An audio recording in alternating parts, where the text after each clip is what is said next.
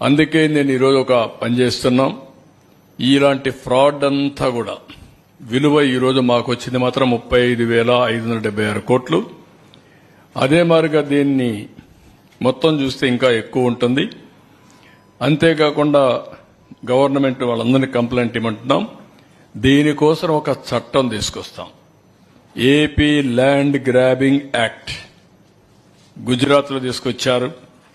Gujarat land grabbing act 2020 గుజరాత్లో తీసుకొచ్చారు. ఇందులో ప్రూవ్ చేసుకునే బాధ్యత ఎవడైతే కబ్జా చేశారో వాళ్ళపైన ఉంటుంది. బాధితుల కాదు, ఎవరైతే హైహ్యాండ్గా బిహేవ్ చేసిన వాళ్ళపైన ఉంటుంది. ఈ చట్టం అప్హెల్డ్ చేశారు. ఈ చట్ట ప్రకారం పనిష్ చేస్తాం. ఈ చట్టాన్ని కూడా తీసుకొస్తాం. వీలైనంత తొందరలో తీసుకొచ్చి మళ్లీ చెప్తాను, ఏపీ ల్యాండ్ గ్రాబింగ్ యాక్ట్ తీసుకొస్తాం on the lines similar to Gujarat land grabbing act 2020. అది తీసుకొచ్చి మొత్తం పనిష్ చేస్తాం.